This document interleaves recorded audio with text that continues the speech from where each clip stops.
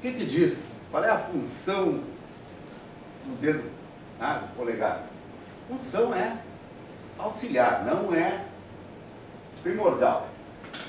Só que isso é testemunha das mudanças, tá, que a gente tem na tecnologia. Como isso aqui, por exemplo.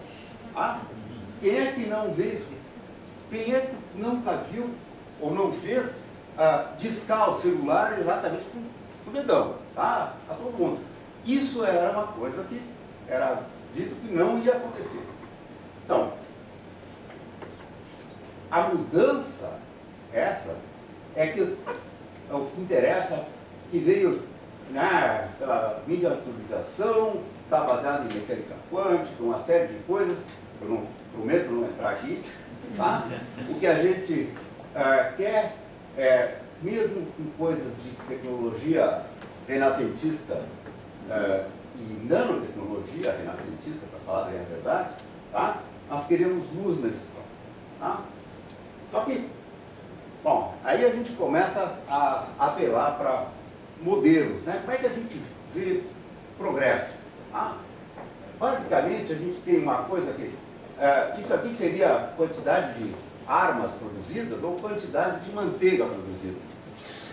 A capacidade de produção total da humanidade é limitada. Se começar a fazer muita arma, vai ter que deixar de fazer manteiga. Se fizer muita manteiga, então...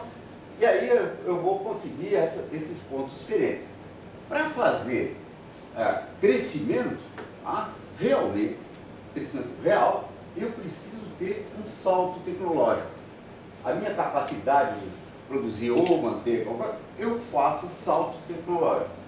E é isso que a gente vai querer olhar. Aquele esquema tradicional, tá, que se fala da invenção, inovação e a difusão. Tá? Então, eu peguei coisas diversas. Tá? A gente tem, desde a Grécia romana, tá? Meios de multiplicar a força do sujeito. O escravo fazia 150 newtons, que é uma unidade de força, tá? E conseguia levantar 1.800. Então, isso aí foi um dos propulsores de uma série de tecnologias. Em seguida, na Grécia romana também, se inventou a questão da serra para cortar madeira e coisa assim, movida com água. Se vocês olharem, isso aqui são pinturas, né? O que tem de interessante aí? Tem óculos. Se vocês olharem as datas, é uma coisa realmente... Na verdade, o óculos foi inventado na Itália em 1286. Faziam lente para correção naquela época. Isso fazia uma mudança brutal. Trabalhar com vapor, por exemplo, no Egito romano ali, perto do ano 100, tinha demonstração desse tipo aqui. Tá? E, bom, aí começam as máquinas térmicas para bombear água e tal, perto de 1700, 1774, são as máquinas de Watt que meio que estabeleceu as condições de como é que se fazia máquinas térmicas, né? Tudo isso levou ao que é a Revolução Industrial, faz um monte de coisa, apenas não consegue chegar direito, mas isso aqui são as lâmpadas que o Edison tentou e acabou fazendo, e funcionaram, tá? E que fizeram da eletricidade uma grande coisa para ser usada para diversas coisas. Tá? Outra coisa foi a questão das linhas telegráficas, tá? E tem diversas, cada companhia tinha a sua rede telegráfica, inclusive passando por oceanos, etc, etc. Então, de alguma maneira, os países, foram se industrializando. Em 1900 é considerado o topo, que era o índice 100, que é o Reino Unido, tá? Porque era realmente o motor de tudo isso. Agora as coisas mudaram. Que pena. Bom, e as coisas, mesmo usando sinais elétricos, usava um esquema desse tipo para fazer controle de processo. Eu vou dar um salto aqui, isto vai lá para computadores. Tá? Então começou a se fazer, no momento que se pensa que dá para controlar um processo, dá para pensar em controlar um processo matemático qualquer. E aí, dali vem a ideia dos computadores e a coisa vai até que chega nos anos 80, né? E começa a aparecer os microcomputadores, que a gente tem espalhado por tudo. Tá? Bom, junto com isso, aparece o que se chama de Lei de Moore. Todo mundo sabe, Lei de Moore e tal. O que é? É basicamente para circuitos integrados, que é uma forma de empacotar bastantes transistores, quantos transistores tem em função do tempo. Tá? E aí, isso aqui, essa variação aqui, vejam que aqui é uma escala logarítmica. Então, aqui eu tenho 10 mil, aqui eu tenho 1 milhão, 10 milhões. Né? A coisa está saltando, realmente é exponencial a coisa. Isso foi, até que, né, ele diz que qualquer coisa que muda exponencialmente, botaram o nome de Lei de Moore. Tá? E ele diz lá que se o Al Gore inventou a internet, que é o que o pessoal dizia, porque politicamente foi ele que primeiro usou a internet, ele inventou exponencial. Tá? Isso quem disse foi o Gordon Moore. Tá? Bom, o que acontece é que a lei de Moore pode ser estendida para as tecnologias lá para baixo, né?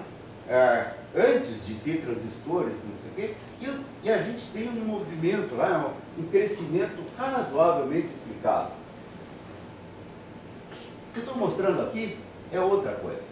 Se vocês olharem aqui, é capacidade em gigabytes, tá? Em função do ano. Ou seja, esses pontinhos aqui constituem os diversos discos rígidos que a gente tinha para guardar informação. Tá? Isso aqui é conhecido, a gente começou falando de gozação esse negócio. Tá? Eu juro que é verdade. Que era a lei de Cryer, tá? Que é a lei para a capacidade de armazenamento por unidade de área. O que acontece é que essa lei, se vocês comparam as duas leis aqui, essa aqui de baixo é a lei de Moore e essa de cima é a lei de Cryer. Que quer dizer o quê? Que tá a capacidade de guardar coisas está crescendo mais rapidamente do que a capacidade de tratar essas coisas. Tá? Bom, como resultado dessa coisa toda, a gente tem, vejam, esse gráfico, os anos aumentam para esse lado de cá. Tá? E eu tenho, ao longo dos anos, a introdução de cada uma das tecnologias, e eles medem quanto dava na média o uso que 1/4 da população americana usasse cada uma dessas tecnologias. Então vocês vejam que aqui é celular e aqui é internet, né? Quer dizer, está acelerando, realmente está acelerando. Tá? A ideia de botar a capacidade exponencial de computação, aqui se tem a ideia de a capacidade de raciocínio que tem um rato ou um homem, tá? É significativamente superior ao que tinha lá perto do ano 2000. Tá? Então, isso aqui já está com uma escala logarítmica, são a potência dos supercomputadores que a gente tem. Junto com isso, tem uma transformação, tá, que é muito significativa, que é, por exemplo, o rendimento de plantação de trigo em algumas, né, em países em desenvolvimento. O que acontece? Ele começa a aumentar e lá pelas tantas parece que vai saturar. Resultado disso aí é que para o operário americano, tá, comprar 3 libras de frango, né, teve um decaimento considerável. Tá? Isso também aconteceu aqui no Brasil. Tá? O que a gente tem que entender é que mudança tecnológica é uma combinação de mais e melhor tecnologia. Tá? Então, a gente tem que ter todas essas coisas funcionando para que a gente possa pensar em coisas como, por exemplo, evolução de materiais. Quais são os materiais que foram usados inclusive, né, a era do ferro, a era do bronze, não sei o quê. Essas coisas todas marcaram a humanidade. Tá? Agora a gente está com, né, nanomateriais, crescimento de baixo para cima, né, átomo a átomo, coisas desse tipo. Então, para modelar tecnologia, a gente usa o que se chama de curva de aprendizagem. Tá? Então, quanto mais experiência o sujeito tem, ele vai aumentando seu conhecimento, tal, mais experiência, ele aprende mais, até que chega um ponto que a coisa satura. Bom, usando isso, a gente pode fazer uma representação que diz, bom, a tecnologia atual é essa aqui, e aí aparece uma nova, certo? Bom, se a gente usa para olhar para as forças tecnológicas, o que está acontecendo, passa de têxtil para ferroviária, para automotiva, para computador, para nanotecnologia, sei lá mais o que continua depois disso. Tá?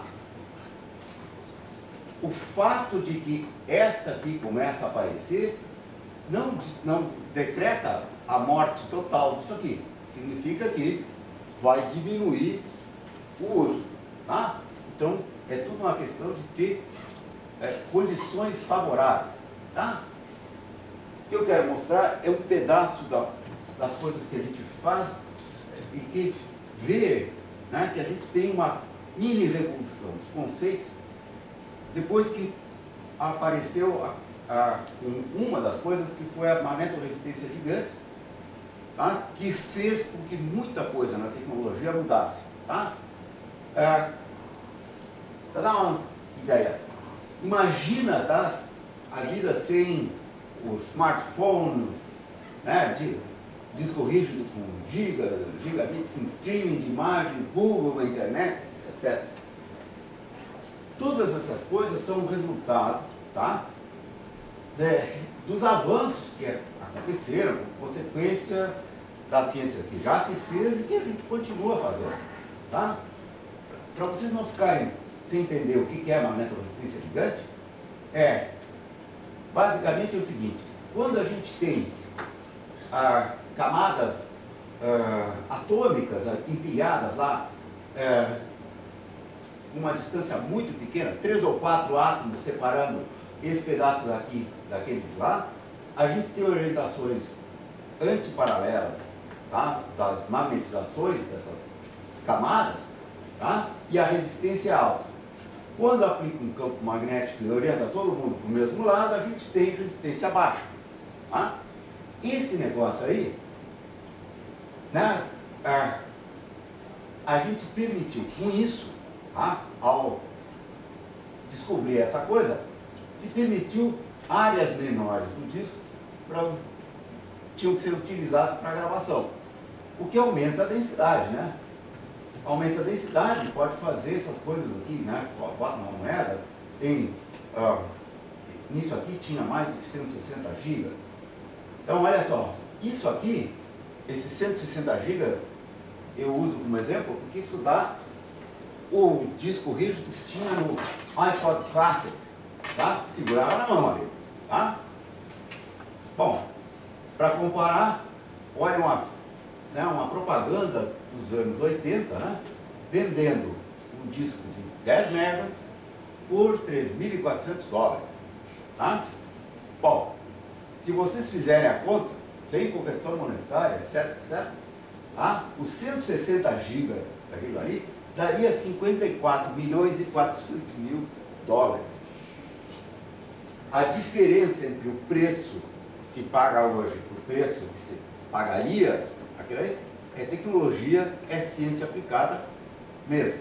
Tá?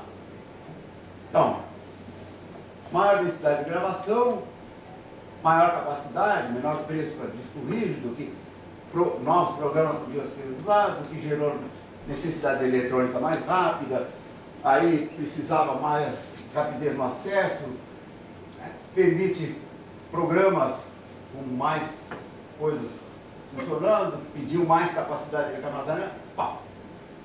Isso é uma espiral que vai desembocar na sociedade que a gente tem hoje, que não consegue mais viver sem essas coisas todas. Tá?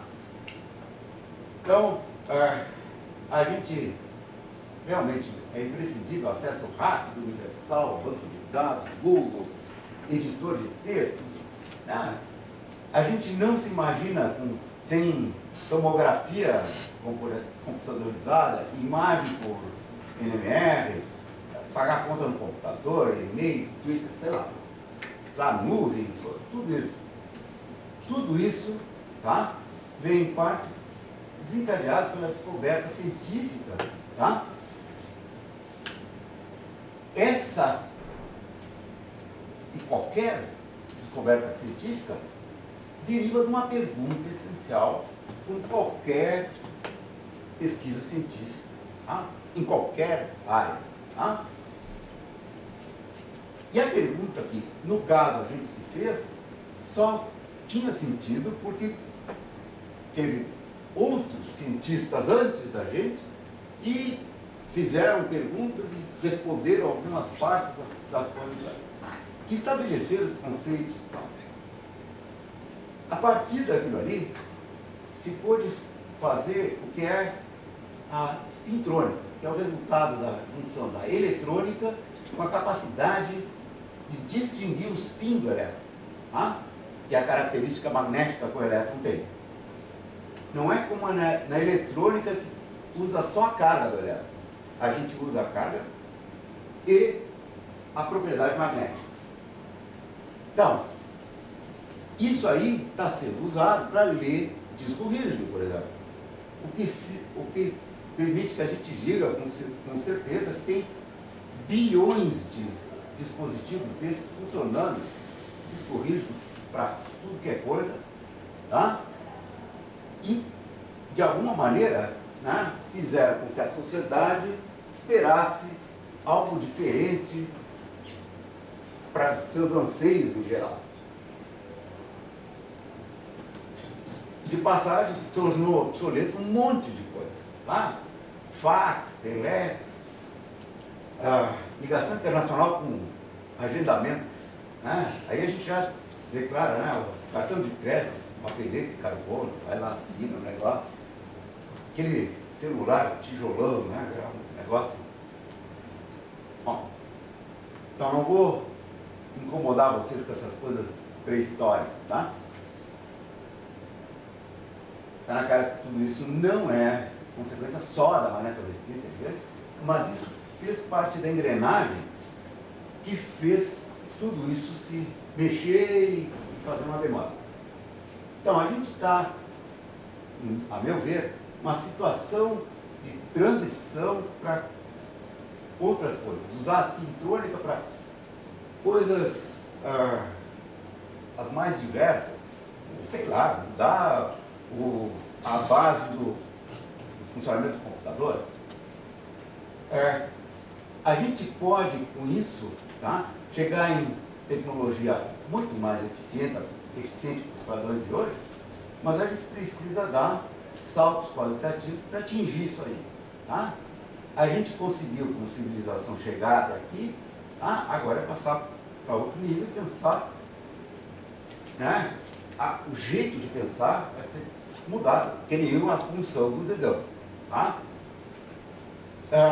Então, a gente quer, né, entender como é que a gente... Uma das coisas que é importante entender, como é que a gente parte de suposições para explicar transporte eletrônico, casos letais, ferromagnético, e acabar com uma coisa prática, útil, né, que foi usada, que está baseada em ciência bem feita. Tá? Apesar de tudo isso, a ciência que a gente conhece e a tecnologia que a gente conhece andou dando uma diminuída na taxa de crescimento, seja por crise ou por outra razão. Nós vamos ter que analisar tudo isso aí. Isso aqui é o crescimento da capacidade de computação mundial. Tá? A soma total, né,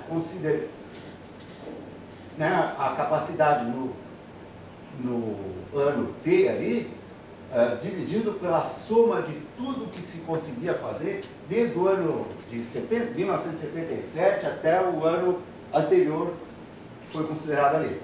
Tá? O que significa isso? Bom, a gente teve um pico de crescimento por volta de 98. Tá? Quer dizer alguma coisa? Isso é motivo para discutir.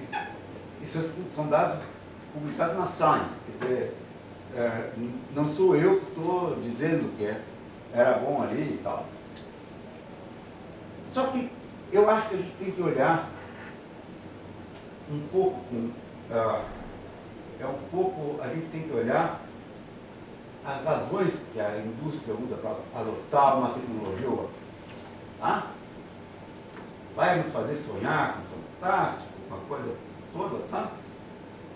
Mas, né, tipo, celular no braço, né, e o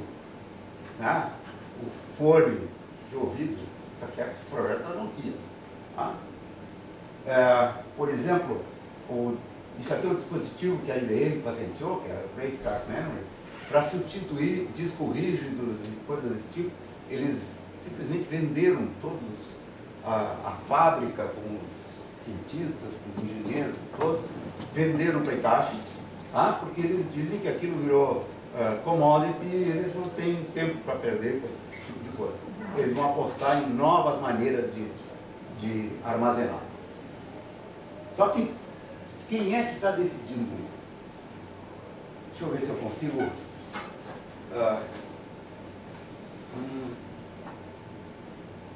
não sei como é que... Os mouse que tem. Deixa eu ver.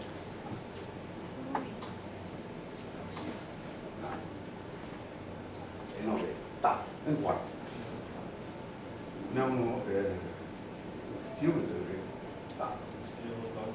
Não. Eu vou continuar. Tá? O que eu queria mostrar era...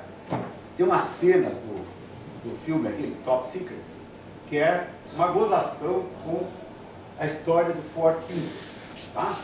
O Ford Pinto foi um carro que os americanos fizeram para combater a invasão japonesa de carro. Tá? Só que tinha um defeito. Batida atrás, explodia o carro. Tá? Eles fizeram. Tá? Então, olha só. Isso aqui é a coisa mais...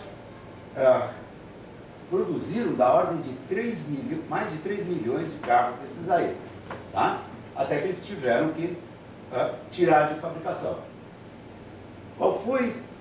Eles levaram um processo incrível, tá? Quase foram à falência por causa disso, porque essa conta foi divulgada, tá? Que foi a decisão da Ford. Quanto é que custa para adotar as medidas preventivas para não acontecer? Porque eles fizeram o teste, fizeram a conta quanto é que custa. Tá? Para adotar isso, vão produzir da ordem de 11 milhões de carros, com a mesma tecnologia, 1,5 milhão de caminhões leves, tá? Custa da ordem de $11 por carro, $11 quer dizer, é a proteção do tanque de gasolina. Bom, custa 12,5 milhões por 11, dá 137 milhões de dólares. Tá? E se não fizer isso aí? Aí vai ter 180 mortes, 180 coisas assim, e 2.100 veículos queimados. Tá? Quanto é que custa? Bom, indenização por morte vai dar uns 200 mil para cada um, 67 mil por feridos, coisa assim, ou 700 dólares por veículo, para consertar o fogo.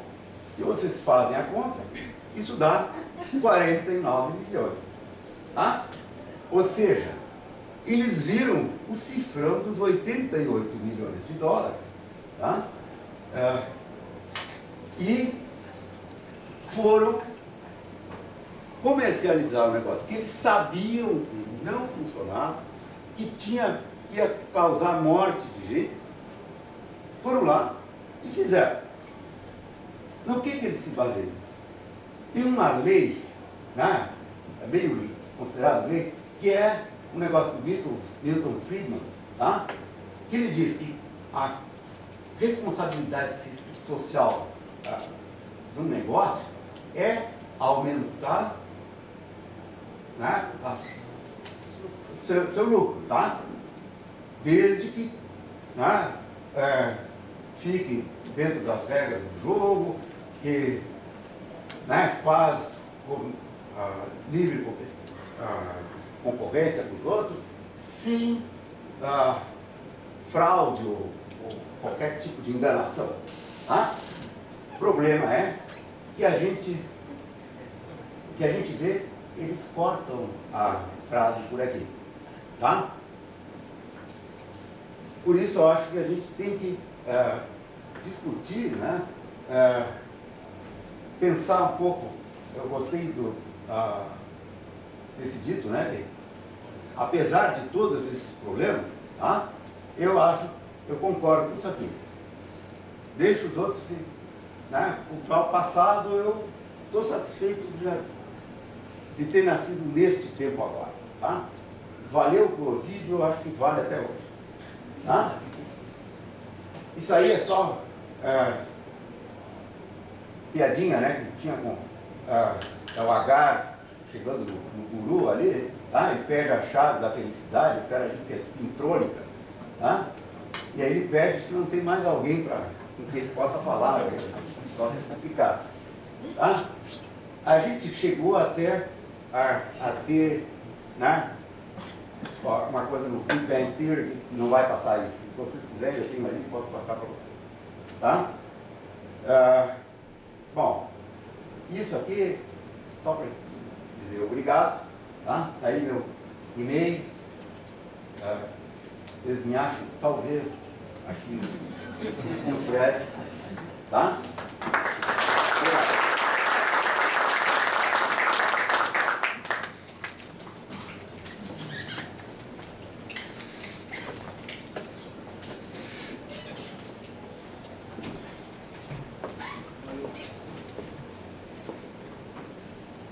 Obrigado aos professores pelas suas brilhantes exposições.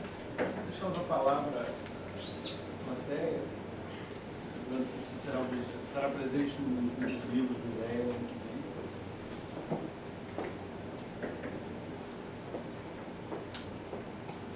Gostaria de fazer uma pergunta para o professor Salles. Eu moro perto de uma rádio base. Acho que eu estou a uns 150 metros da rádio base. Mas também convivo com todos os equipamentos eletrônicos, tenho Wi-Fi na minha casa, etc. Esses efeitos são cumulativos sobre as células? O que acontece é o seguinte, a gente tem esse termo cumulativo, normalmente aplica para radiação ionizante. Pois é. Tá?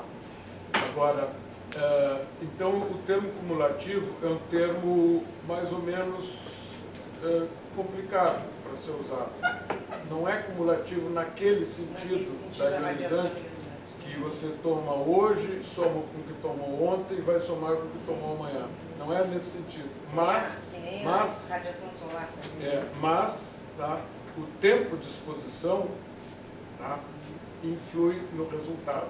Então não é cumulativo, mas é sensível a vários parâmetros, entre outros intensidade de potência, frequência de operação, né, tempo de exposição, né, a intensidade é função da distância, né, então eles eu mostrei alguns Aqui em Porto resultados Alegre, aqui. qual é a distância? Pois é, mas olha aqui, ó, eu mencionei até, a questão é o seguinte, esses dois resultados da Alemanha e de Israel mostraram respectivamente 400 e 350 metros, dando problemas.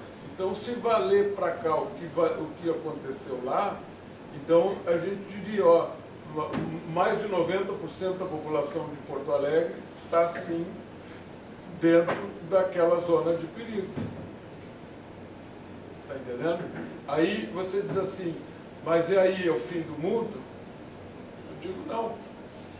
Inclusive porque cada pessoa reage de forma diferente, né? Mas o risco é grande. Eu acredito que tem uma pesquisadora americana, ela esteve até aqui em Porto Alegre em 2009, num seminário internacional que eu veio, ela disse assim, isso aí só vai ser resolvido quando começarem a aparecer os cadáveres. Agora, que os cadáveres são desses. Agora, essas pesquisas epidemiológicas já são disponíveis aí, né? Elas apontam para isso. E não há nenhum sintoma prévio que possa denunciar que a pessoa já está sofrendo dano da radiação. Por exemplo, eu recebi um vizinho que está preocupado com essa localização da antena, sabendo que eu sou física, veio me perguntar se a insônia que ele estava tendo não poderia ser consequência da radiação. Né? Então é como você disse, cada pessoa reage de uma maneira. Olha aqui, ó, eu tenho aqui uma transparência, se você quiser, eu vou tentar mostrar, me presta aqui esse aqui.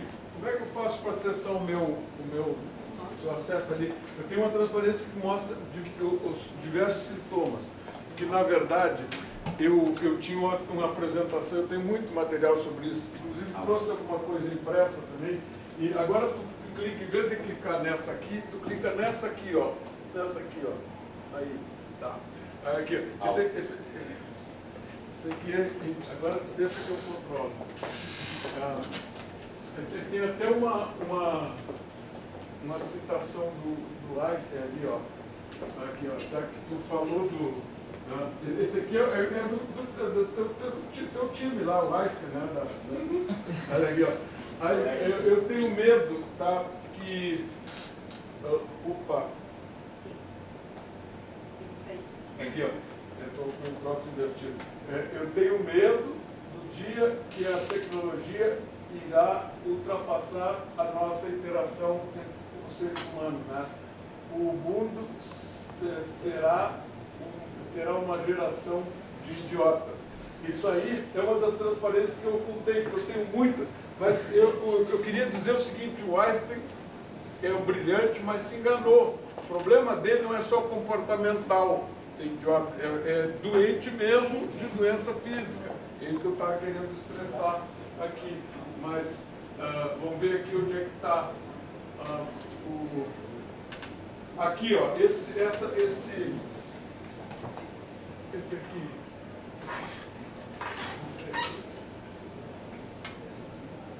Opa.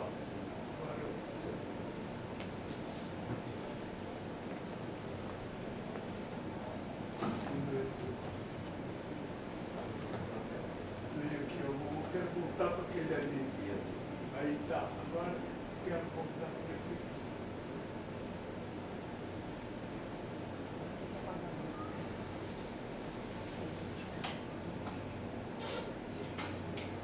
Ah, esse aqui, ó.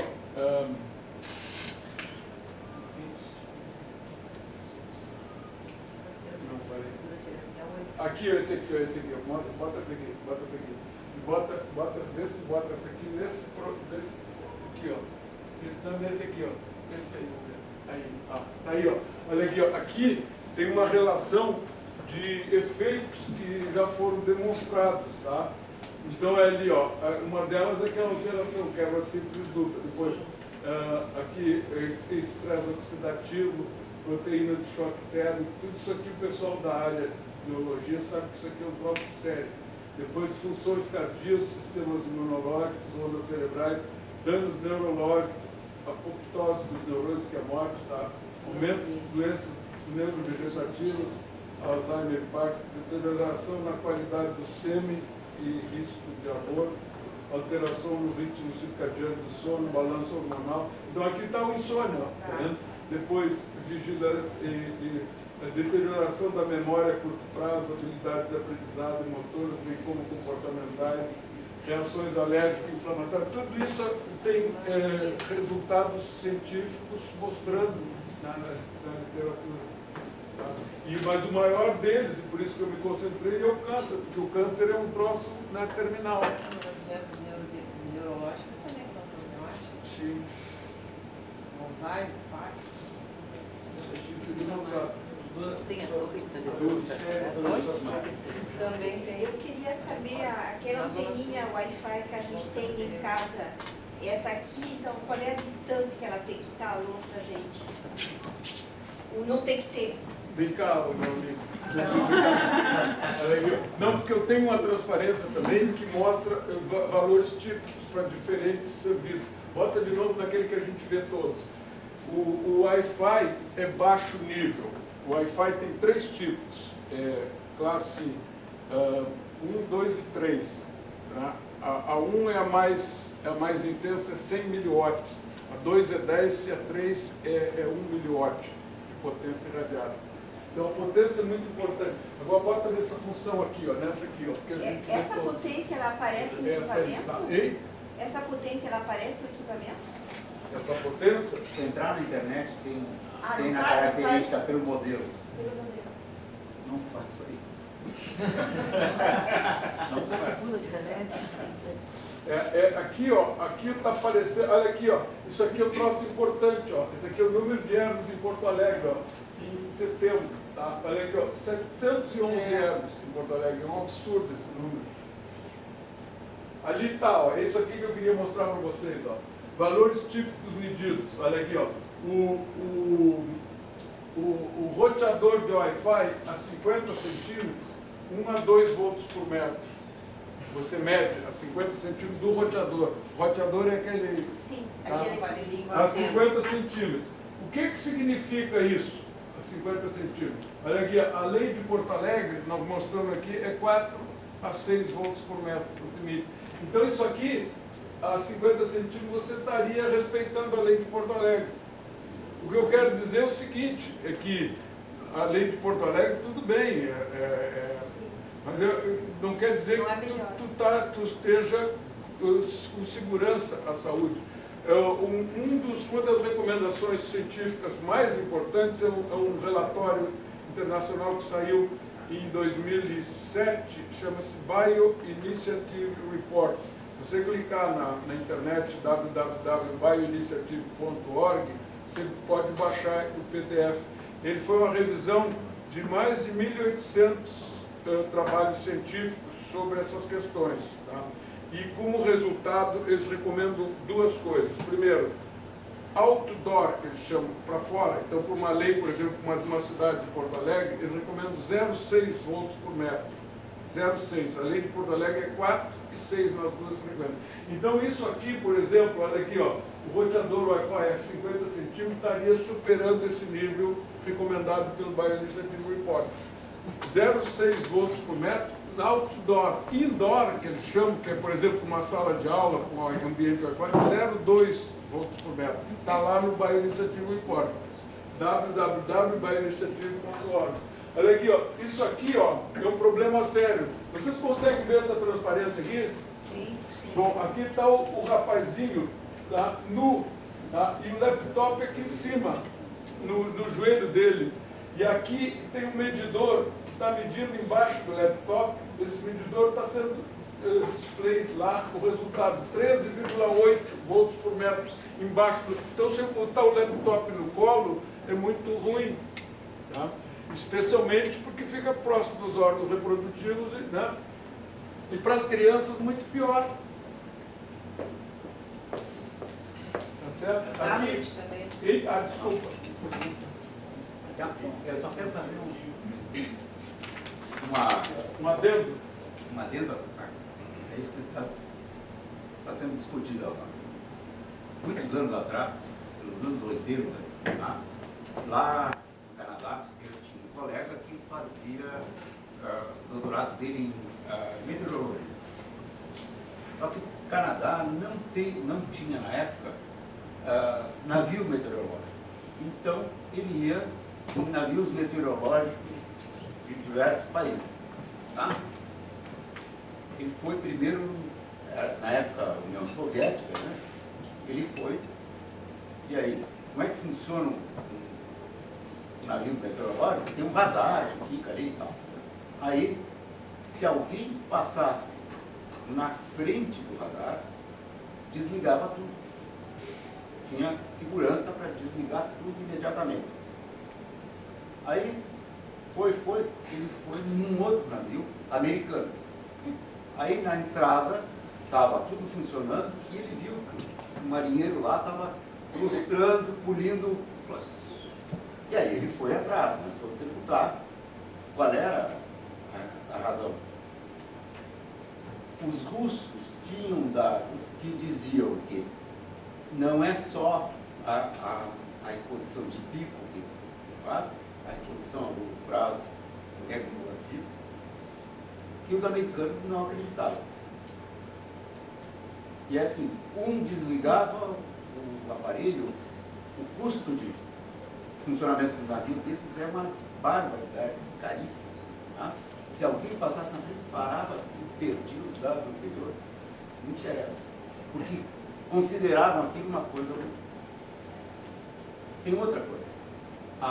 O nível de radiação que se usa para fazer ligação telefônica celular está muito relacionado à capacidade de detecção, certo? Se com detectores mais sensíveis, dá para fazer melhor. Isso se faz com supercondutores, faz um dispositivo que é o SQUID, tá? Então, por interferência quântica se consegue detectar muito mais facilmente. É uma caixa mais ou menos assim, tá? Liga na tomada e bota na antena e o nível de detecção da antena multiplica, não me lembro se é 10 ou 15 vezes o nível de detecção. A gente sabe que tem alguma antena desse tipo aqui em Porto Alegre.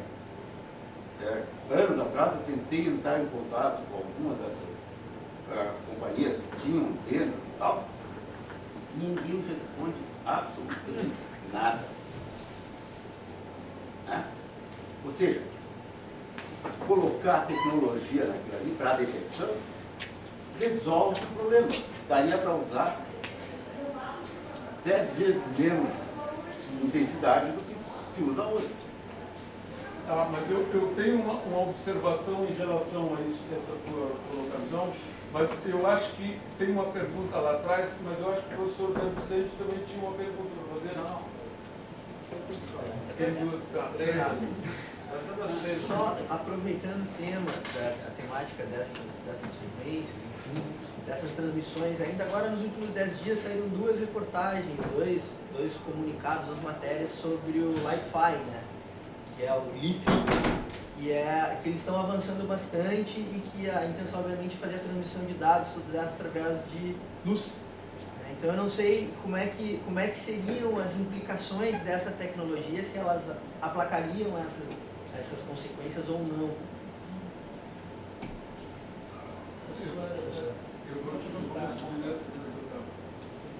Eu gostaria de fazer algumas perguntas misturadas com alguns comentários, principalmente do professor Salles. Essa informação que o senhor deu, que essas ondas, micro-ondas, radiofrequência, estão na categoria 2B, então, e sabendo também que a maioria das áreas de trabalho já estão incluindo Wi-Fi, etc., eu lhe pergunto o quanto dessa especificação, desse dado, já está incluído, por exemplo, nas normas regulamentadoras do Ministério do Trabalho. Eu pergunto isso porque isso poderia ser um meio deles fazerem as contas e avaliarem custo-benefício e não pegarem só a primeira frase que o professor Bairich falou, mas a segunda parte também. Então, isso das normas regulamentadoras seria uma boa, acho que, estratégia para ampliar essa discussão e conscientização. Isso é uma coisa. Outra coisa, isso que a professora Irene falou do vizinho dela e da insônia, apesar que pode ser causado pela exposição à radiação não ionizante, por outro lado, é muito difícil, provavelmente, determinar o nexo causal. Pode ser problema no trabalho, pode ser não sei o que, não sei o que, não sei o que.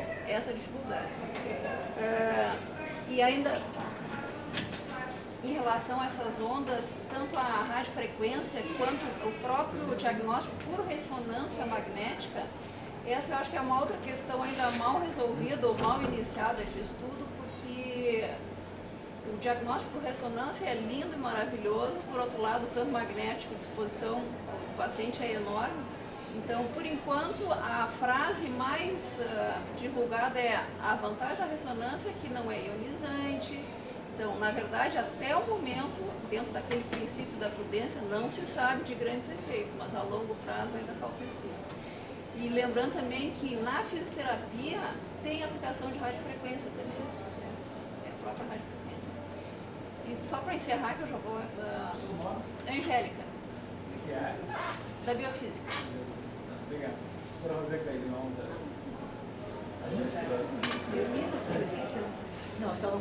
Só faltava mais um comentário.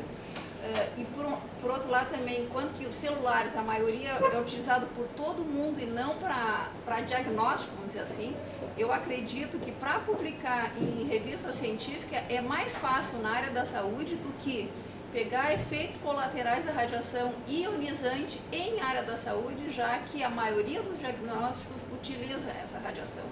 Então existe um conflito grande em dizer, não, essa radiação é prejudicial, mas mesmo assim ela beneficia pelo diagnóstico. Então isso é só uma reflexão em termos de publicação. Oi? Sim, mamografia, tomografia, SPECT, PET. A minha preocupação é a avó com os netos. Você falou essa questão, por exemplo, às vezes do neto com esse iPad aqui, não sei, da Apple, ele no colo, porque ele resolveu usar a mesada dele e comprar a última geração dessas coisinhas. Ele tem 10 anos com aquilo no colo, então ele não usa como telefone. Ele tem também o tablet, mas quando eu ligo está sendo desligado, mas ele usa para joguinhos. Alguma coisa ele usa. Então estava ele no colo, ele tem 11 anos, tem 10 anos, ele usa o tablet direto também, ele usa o Note, ele tem o Wi-Fi em casa.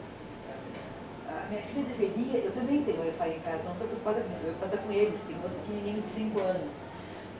Tem que desligar o Wi-Fi, se desliga o Wi-Fi, depois quando liga ele volta na hora, eu não entendo muito dessas coisas. Ou seja, como tratar isso? Ele não deve, o telefone celular, esse aqui, no iPad, ele pode usar isso no colo, que ele estava usando em cima da perna? Um pouco de recomendação para como eu posso orientar minha filha.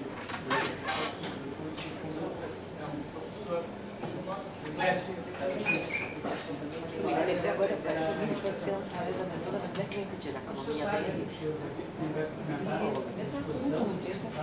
Mais colegas. Cai cheio para nós, educadores. E a minha questão são duas curiosidades simples. Os sabes assim, nós sabemos, nós vivemos num mundo imerso em campos eletromagnéticos, não só todas as tecnologias, mas tudo que nós usamos hoje, a televisão, os time, todas as outras derivações que nós temos no ambiente doméstico. Como a gente não vai ter, só vamos começar a pensar nisso quando começar a aparecer os cadáveres.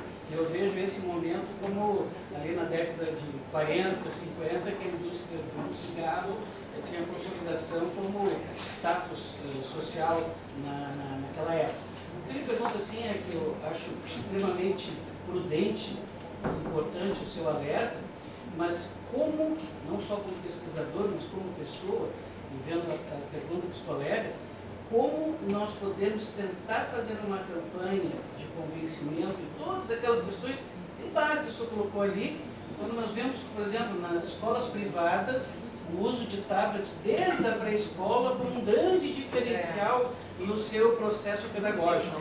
Né? Então, eu tenho um alerta consistente de um lado e tenho uma hiperexposição de outro, tendo aquilo como um grande diferencial. E aí o lucro, que o professor Baibit fala, não é apenas da indústria que está se beneficiando disso, há outras indústrias que estão apresentando isso como diferencial e que estão indo na contramão do que seria uma educação de qualidade apregoada.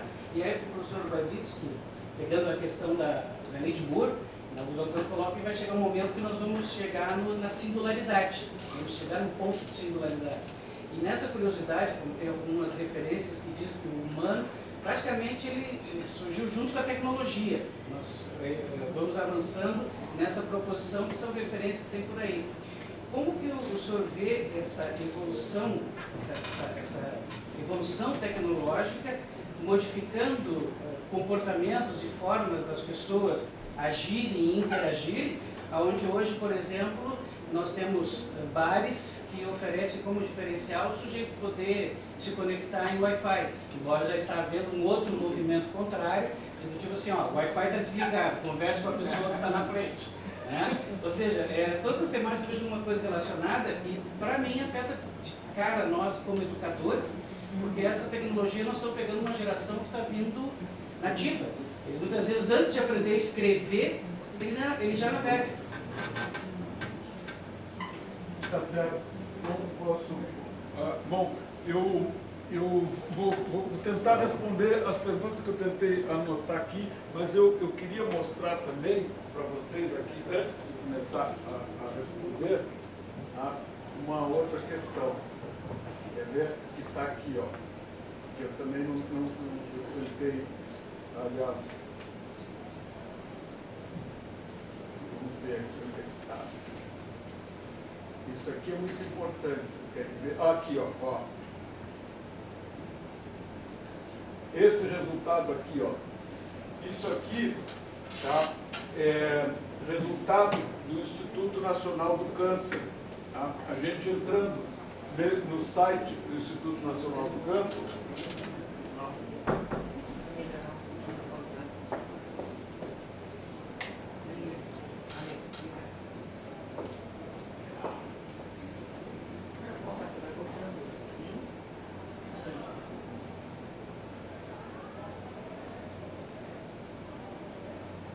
Esse resultado é muito importante. Isso aqui, a gente vai nesse site aqui, tá? Nesse site do INCA, do Instituto Nacional do Câncer, e eles têm lá o que eles chamam de séries temporais. A gente pode ter ou o gráfico ou a tabela. E o que é isso aqui?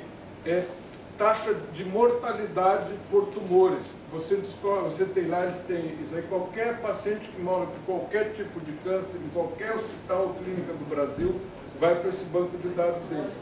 Nesse caso aqui, é tumores cerebrais, tá? E se você olhar todos os outros tipos de tumores, existe um comportamento mais ou menos típico e normal. Esse tipo de tumor aqui é anormal. A partir de um determinado ano, coincidindo com o aumento do uso de celulares, tá? A mortalidade que era em torno de 1 a 2 por cada 100 mil habitantes, tá? Passou para ser de 3 a 4, mais que dobrou. E isso aqui, o Ministério da Saúde e o INCA não sabem responder por que esse comportamento. Eles não têm resposta para isso. Já foi pedido verbalmente e por escrito para eles, tanto para o Ministério da Saúde como para o INCA. Eles não têm resposta para isso.